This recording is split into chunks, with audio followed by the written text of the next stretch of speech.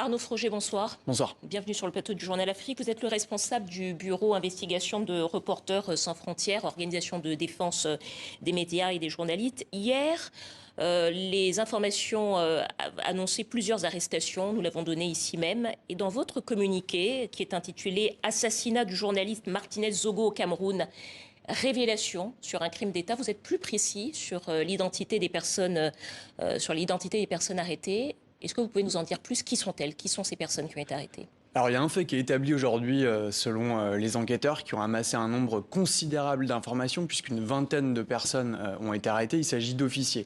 Donc quand on parle de crime d'État, c'est parce que ce crime n'a pas été commis par des kidams, des criminels qui auraient été engagés dans la rue. Il a été commis par les propres services de renseignement du Cameroun. Ça, c'est un fait qui a été établi aujourd'hui par les enquêteurs et qui sont confirmés d'ailleurs par l'un des témoins qui appartient à ce service de renseignement et qui reconnaît son implication en tant que chef du commando, monsieur Justin Danoué. Alors les accusations que vous portez sont évidemment très lourdes et très graves.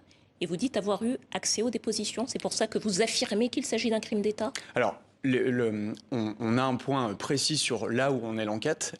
Et aujourd'hui, les enquêteurs estiment qu'ils ont tous les éléments pour incriminer les suspects par rapport aux faits qui ont été commis contre ce journaliste-là, parmi les membres qu'ils ont arrêtés, donc qui appartiennent tous. Je rappelle que pour l'instant, il n'y a pas eu à la de mise en examen. Pour l'instant, tout le monde reste évidemment présumé innocent. Ça, ce sont les confidences auxquelles on a pu avoir accès. On a pu avoir également accès à un élément très important qui est le témoignage de Justin Danoué, qui est donc le directeur des opérations de la DGRE, donc ce service de renseignement. C'est un témoignage qui est lourd, qui est accablant, qui est long, qui est détaillé sur plusieurs pages, rédigé de sa propre main. Et les conditions dans lesquelles on a eu accès à ce témoignage nous amènent à penser qu'il est parfaitement authentique. Ça ne veut pas dire que ce que raconte ce monsieur est la vérité. Il faudra le confronter aux autres témoignages. Mais en tout cas, ce témoignage est authentique. En tant que chef du commando qui s'implique lui-même dans le forfait qui a été commis et ce crime odieux qui a été commis, il nous a paru évidemment intéressant de rendre publique cette information. Alors, vous dites avoir eu accès donc aux dépositions des personnes interpellées, dépositions que vous qualifiez, je cite, de sidérantes et d'accablantes. Concrètement, qu'est-ce qu'on y apprend? On a le récit détaillé du plan macabre qui a été mis en place pour faire taire ce journaliste. D'une opération qui ressemblait au départ à une opération d'intimidation, avec une filature qui a duré à peu près une semaine, pendant laquelle ce journaliste a été suivi, je le rappelle, par les services de renseignement de son propre pays.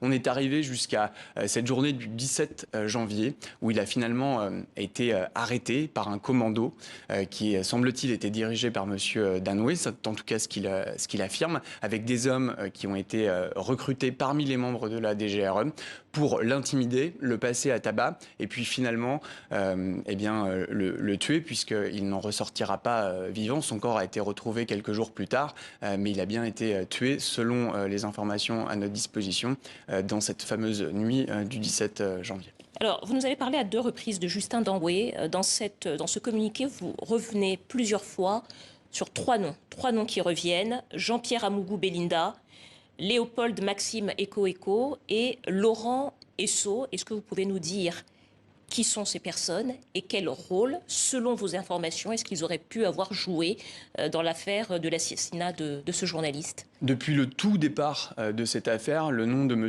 Belinga revenait. Pourquoi? Parce que le journaliste Martinez Zogo s'en était pris à lui à plusieurs reprises, à l'antenne, dans des histoires de détournement de fonds présumés. Alors, qui est ce monsieur? C'est un homme d'affaires puissant, camerounais, propriétaire notamment d'un groupe de médias, mais pas seulement, dont le nom apparaît à plusieurs reprises dans l'enquête, y compris dans le témoignage de Justin Danoué, qui le situe sur les lieux où ont été commis le crime et au moment où le journaliste était passé à tabac. Et il parle notamment d'un coup de fil que M. Belinga aurait eu et donné à l'actuel garde des Sceaux, Laurent Esso. Et c'est à l'issue de cette conversation que le sort du journaliste Martinez Zogo aurait été scellé. Aurait été scellé. Léopold Maxime Eko.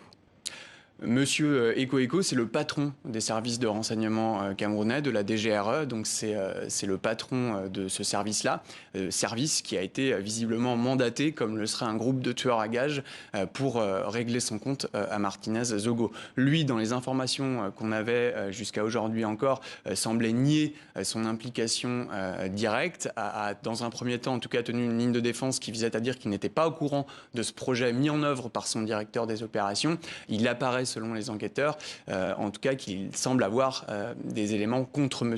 Eko également, et que de toute façon il a une forme de responsabilité hiérarchique, puisque ce sont les moyens du service qu'il dirige qui ont été utilisés pour tuer Martinez Zogo. Vous parlez également d'une troisième personne, Laurent Esso, qui n'est pas n'importe qui, puisqu'il s'agit du ministre de la justice du Cameroun. Oui, son nom est cité dans le témoignage qu'on a pu consulter. L'enjeu, si vous voulez, pour les enquêteurs aujourd'hui et pour nous en tant qu'organisation de la société civile, et c'est le travail que cherchent à faire aussi les journalistes camerounais, c'est de faire en sorte que ce crime commis contre un journaliste ne reste pas impuni et que toutes les responsabilités soient établies, quelles qu'elles soient. Le nom du garde des Sceaux apparaît dans ce témoignage-là. C'est pas un témoignage anodin, c'est le témoignage de celui qui s'implique dans un crime en tant que leader du commando qui a exécuté le journaliste. Donc ces informations-là doivent être évidemment vérifiées, corroborées par sans doute d'autres témoignages, mais il est évident que cette conversation, si elle a eu lieu, il faut que toutes les responsabilités puissent être établies et qu'on ne se retrouve pas comme dans le cas de monsieur Samuel Ouazizi, qui est un journaliste aussi, qui il y a 3 ans a été arrêté par les militaires et dont le corps n'a jamais été restitué à la famille et dont les autorités ont reconnu qu'il était mort en détention bien des mois après qu'il ait été tué. Alors, je rappelle qu'il y a évidemment une enquête en cours, que le chef de l'État camerounais, Paul Biya, a demandé d'ailleurs une enquête conjointe, police-gendarmerie, qu'il y a eu une vingtaine de personnes interpellées, mais que la justice en effet suit son cours et qu'il y a bien évidemment la présomption d'innocence. Merci beaucoup Arnaud Froger.